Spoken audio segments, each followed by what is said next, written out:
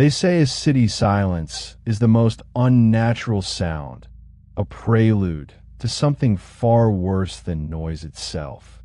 The hum of the old refrigerator was usually my late-night lullaby, a dependable drone against the distant, predictable symphony of the city at 3:47 a.m. Tonight, it felt louder, a singular note in a sudden, unbidden quiet.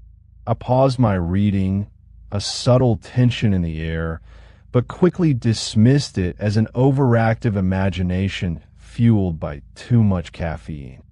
Days later, the news cycles began to whisper about a new sleeping sickness affecting urban centers, a strange lethargy, but no specific symptoms. Passing my usually boisterous neighbor, Mr. Henderson, in the hall, I noticed he was unnaturally still, his gaze fixed somewhere beyond me. I told myself he was just tired, maybe preoccupied, trying to rationalize away the prickle on my neck. The rationalizations quickly started to unravel. The city, once a cacophony of life, now breathed with a hushed, almost reverent quiet. I saw more people like Mr. Henderson on the streets, standing utterly still at bus stops, staring blankly from apartment windows, their movements slow and deliberate, if they moved at all. I retreated into my apartment, drawing the blinds, but the silence still seeped through the walls. Every creak of the building, every distant, muted siren, twisted into something sinister. My own breath seemed too loud, too ragged. I started to check the locks obsessively, my fingers trembling, as if locking myself and would truly keep the pervasive stillness out. The memory of my childhood fear, the wax figures in the old department store window, returned with sickening clarity. Their lifeless eyes, unblinking, always watching. Now, the faces I glimpsed through cracks in the blinds were just like them, utterly devoid of expression, yet somehow intensely observant. It was a suffocating realization.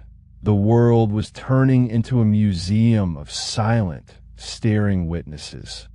The metallic taste in my mouth, like old pennies, grew stronger.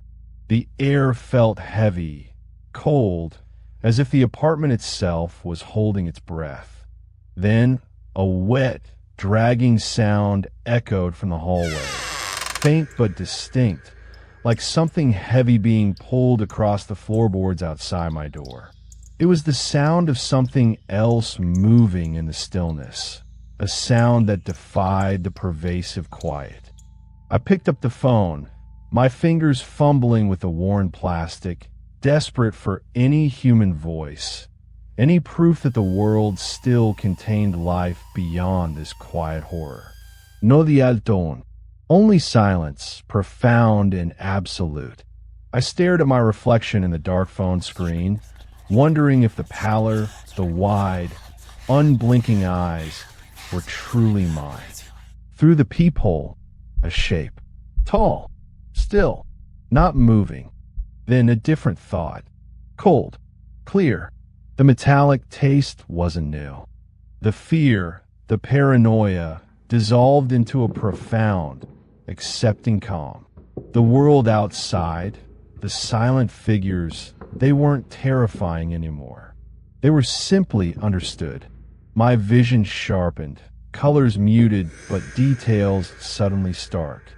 Some whispers are meant to stay unheard, for to truly listen is to join the silent chorus.